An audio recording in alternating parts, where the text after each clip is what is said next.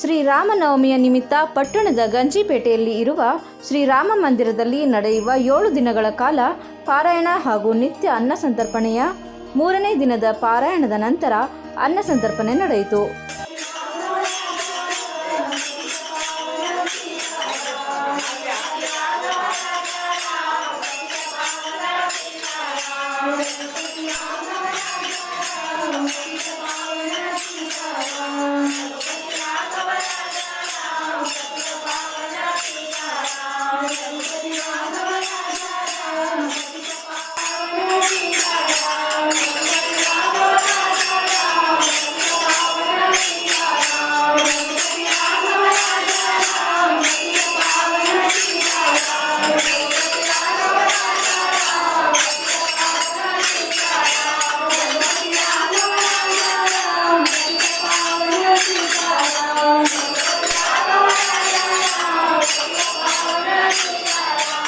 ಇನ್ನು ಈ ವೇಳೆ ಅನ್ನ ಸಂತರ್ಪಣೆ ಮಾಡಿದ ಭಕ್ತರಿಗೆ ಸನ್ಮಾನಿಸಿ ಗೌರವಿಸಲಾಯಿತು.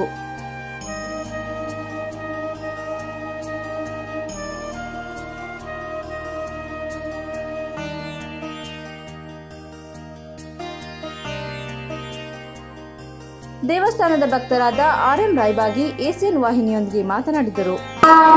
ರಾಮ ರಾಮಾಯ ರಾಮಭದ್ರಾಯ ರಘುನಾಥಾಯ ಸೀತಾಯ ಪತಿರೇ ನಮಃ.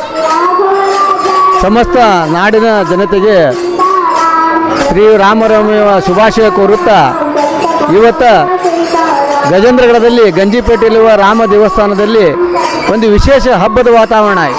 ಯಾಕಂದ್ರೆ 7 ದಿವಸ ಅಖಂಡ ನಾಮಸ್ಮರಣೆ ಏನೈತಂದ್ರೆ ಈ ಇಡೀ ಕರ್ನಾಟಕದಲ್ಲಿ ಏನೈತಂದ್ರೆ ಇದು ಒಂದು ದಾಖಲೆ ಅನ್ಬೇಕು.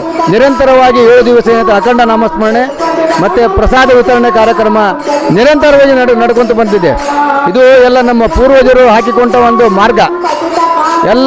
ಎಲ್ಲ ಜಾತಿಯ ಎಲ್ಲ ಪಕ್ಷದ ಜನರು ಬಂದು ಇವತ್ತೇನೈತೆ ನಮ್ಮ ರಾಮ ನವಮಿ ಉತ್ಸವಕ್ಕೆ ಏನೈತಂದ್ರೆ ಎಲ್ಲರೂ ಸಹ ಸಹಕಾರ ಕೊಟ್ಟಿದ್ದಾರೆ.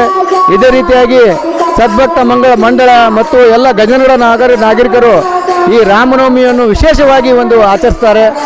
ಇದಕ್ಕೇನೈತೆ ಅಂದ್ರೆ ನಮ್ಮ ಸ್ಥಳೀಯ ಶಾಸಕರು ಸಹ ಭಾಳ ನಮ್ಗೆ ಬೆಂಬಲ ಕೊಟ್ಟಿದ್ದಾರೆ.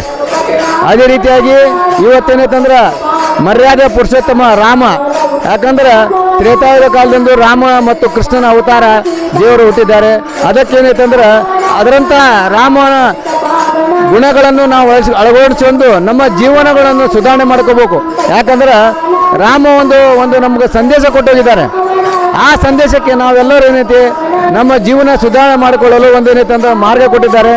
ಅದೇ ರೀತಿಯಾಗಿ ಎಲ್ಲರೂ ಸದ್ಭಕ್ತ ಮಂಗಳಿ ಮತ್ತು ಗಜೇಂದ್ರಗಢ ಸಮಸ್ತ ನಾಮಿಕರು ರಾಮನವಮಿ ಕಾರ್ಯಕ್ರಮದಲ್ಲಿ ಇನ್ನೂ ಹೆಚ್ಚಿನ ಜನಸಂಖ್ಯೆಯಲ್ಲಿ ಭಾಗಗೊಂಡು ಈಗ ರಾಮನ ಕೃಪಾ ಆಶೀರ್ವಾದಕ್ಕೆ ಇದು ಪಾತ್ರ ಆಗ್ಬೇಕಂತ ಹೇಳಿ 2 ಮಾತು ಮುಗಿಸ್ತೀವಿ. ಧನ್ಯವಾದಗಳು.